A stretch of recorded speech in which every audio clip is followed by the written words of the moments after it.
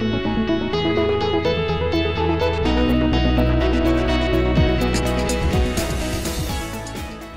I'm Bob Airo, Senior Vice President at NYSE Euronext with responsibility for buy-side relationship management. Today I'm here with Clarke Camper, Senior Vice President, Government Affairs and Public Advocacy based in Washington. Hi, Bob. Glad Hi, to be here. Clarke, welcome to the buy-side edition of Wall Street in Washington. You've been with the firm for over 2.5 years now. Tell us how the office has changed in that time frame. Yeah, it's interesting. It's been a bit of a journey, and frankly, a very enjoyable one. When I first arrived, the office was a more traditional advocacy shop, and by that I mean that basically we had a team that advocated on behalf, pretty much solely, of NYSE Euronext's interests. When I came, I was asked by Duncan Niederauer, CEO, and others in our senior management to broaden the focus, and they asked me to come up with an approach. And so what I've come up with, along with my team, is an approach where we really advocate on behalf of what I might call 3 buckets of constituents. The first is indeed the interest of NYSE Euronext itself. So that's the first bucket. However, the second bucket, which is really unusual, and again part of the reason I've enjoyed the job so much, is that we advocate also on behalf of our listed companies and customers.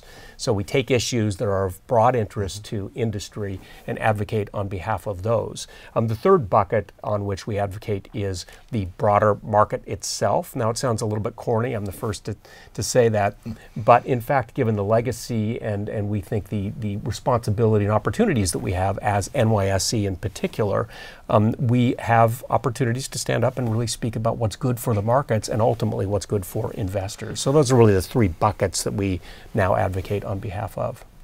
How have you seen the office's responsibility change in that 2.5 years? Yeah, so what we've done is, even drilling down just a little bit lower, is with my team, I have 3 principal folks on my team who are responsible for 3 categories that in turn then ultimately represent the 3 buckets that I described, although the categories and the buckets don't match up perfectly, as I'll describe here. Sure. First, Brendan Weiss is a member of our team. He handles SEC relationships. Okay. Brendan has both a background on the Hill and at the SEC working on market structure matters, and so what he does is really manage the organization's relationships and priorities at the SEC.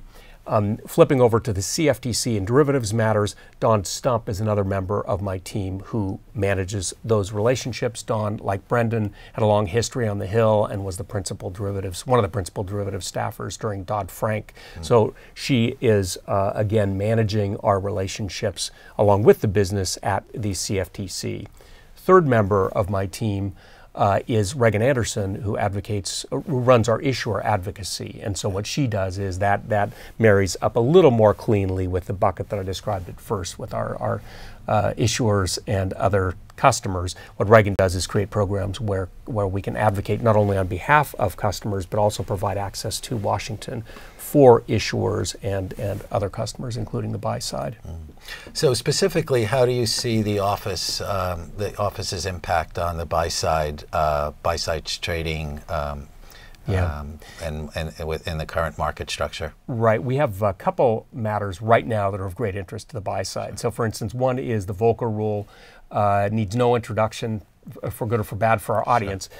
But in some ways, this is nicely illustrative of what I described on the more macro level about the buckets, that we certainly have been advocating on behalf of NYSE Euronext's concerns on the Volcker rule. However, our concerns, particularly around the market maker exception and trying to create something that's going to be workable and constructive, our interests align very nicely with those of our clients, particularly on the buy side, and so we have been very active with buy side clients, including receiving comments on our comment letter from buy side clients. And also, frankly, we believe that our activities there are beneficial to the market and investors more broadly. So the Volcker rule is one area that we're very, very active on. Second area that we are quite active on is the Consolidated Audit Trail, or CAT, that the SEC is considering. We are playing a very similar role there in terms of both trying to provide our own expertise, but also facilitate and coordinate a lot of the industry response to the SEC as they devise this proposal. And obviously, the CAT could have great impact on the buy side, both in terms of who actually has to construct the CAT or who actually pays for the CAT. So those are a couple good examples of issues that we're working on of interest to the buy side. Well, those are two really important issues, and we thank you for being here today, and we look forward for your updates, monthly updates that are coming. Great. Thanks much.